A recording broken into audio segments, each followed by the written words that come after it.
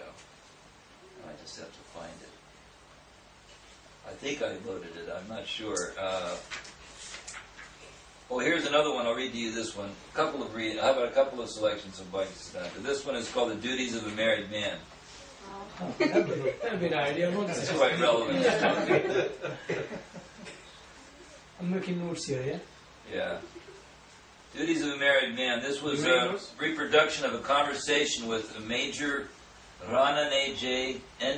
Bahadur at Armadale, Darjeeling, on June 14, 1935.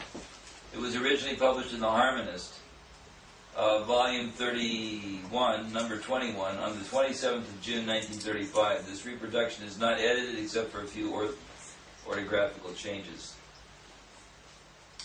Srila Bhaktisiddhanta Prabhupada was traveling through Orissa with his disciples. On one day, as he was coming back from Shakshi Gopal's temple, some people on the way asked for alms from the married men who accompanied Srila Prabhupada. But none of them gave anything. Srila Prabhupada, in seeing this, stopped, sat down, and started to talk about the duties of married men. During his chat, he said, "If married men think, I must not give any of my money, which I consider reserved for Krishna, to the poor and deprived, then they are really showing symptoms of wretchedness, cruelty, and lack of compassion for others. They should not consider that giving charity to the poor is a fruitful activity," in other words, fruitive activity. "This kind of mentality shall make their hearts hard, and they will suffer from greed.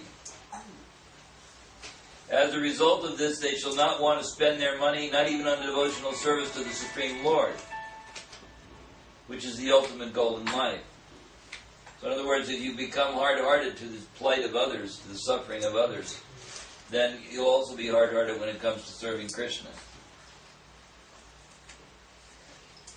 This will invite offenses in the service. In other words, this mentality you'll gradually develop an offensive mentality. To save ourselves from this kind of deceit and sinful concept, Sri Gaurasundar used to give money and things like that to the poor people during his pastime as a married man.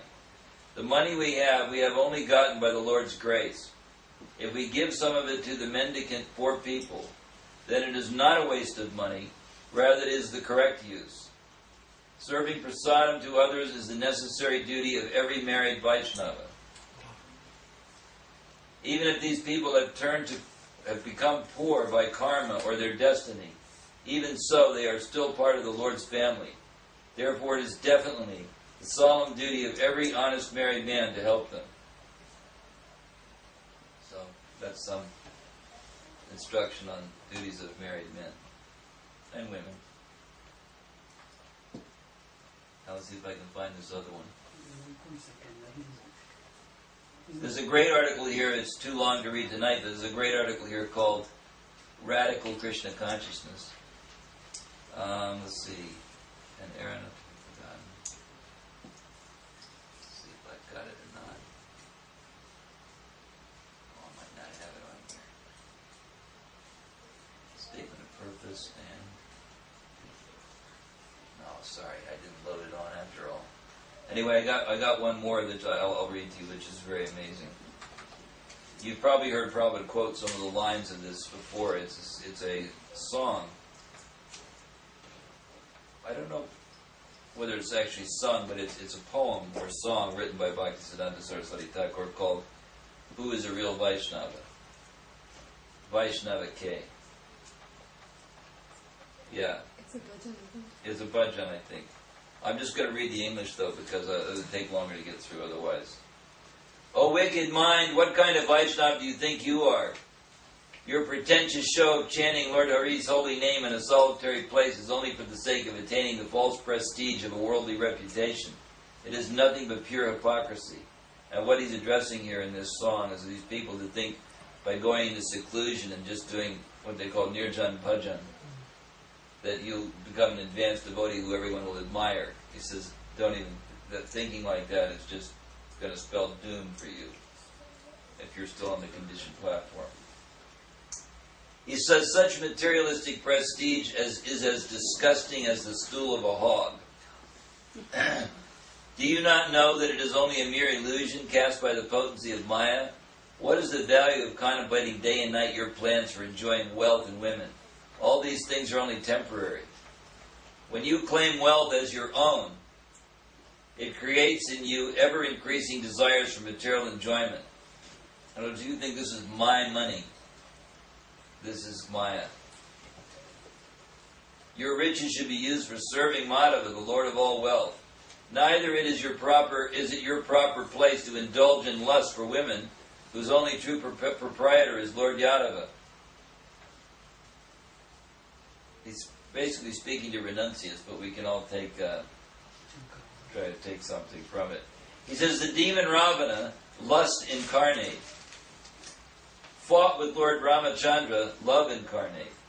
So Ravana was lust incarnate, Ram was love incarnate. In order to gain the tree of worldly reputation, but that oasis turned out to be but a mirage cast in the desert wasteland of the Lord's illusory material potency. So you see how poetically Bhaktivedanta speaks. I'll just read that again. He says that he fought with Lord Ramachandra in order to gain the tree of worldly reputation, but that oasis, what he thought was an oasis, turned out to be but a mirage cast in the desert wasteland of the Lord's illusory material potency. Please cultivate fixed determination to attain only the steady and solid platform whereupon a Vaishnava ever stands. If you neglect worshipping the Lord from this position, then you will ultimately attain a hellish existence. Why do you needlessly suffer the torment of blaspheming the devotees of Lord Hari? In other words, don't criticize the devotees. Attempting to achieve their eminence, thereby only proving your own fruitless foolishness. Very heavy Bhaktivedanta. He didn't mess around when he preached. They called it his chopping technique.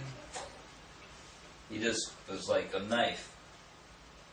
The desire for spiritual eminence is easily fulfilled when one becomes a devotee of the Lord. If you want to be famous, become a devotee, he's saying.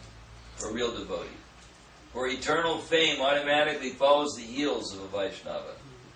And that fame is never to be considered a temporary worldly opulence. The relationship between a devotee and Lord Hari is devoid of even a trace of worldly illusion. It has nothing to do with the materialistic cheating propensity. The prestige of so-called popularity in the material realm is compared to a treacherous dog-eating witch. And the attempt to live in solitude, to supposedly engage in unalloyed bhajan, is compared to an entangling network of distraction. Please know that anyone striving in either of these two ways verily lives in the hell of Maya's illusion. I shall give up chanting the Lord's name publicly in kirtan and retire to solitude, thus smearing myself with worldly honor. Dear mind, what is the good of seeking such so-called glory? I will always remind you that the great soul, Madhavendra Puri, never deceived himself in that regard by committing theft in his own storehouse of perception the way you do. Exactly.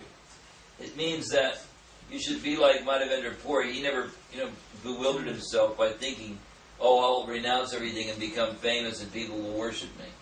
He never thought like that. He never had a single thought like that. He was simply actually trying to escape. Don't you remember the story about him where he was always trying to get away from being glorified and being noticed? As soon as he was glorified and noticed, he would run away from that place because he didn't want to become bewildered by it.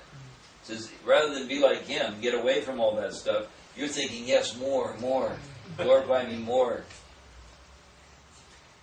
Yeah. All right, Priya.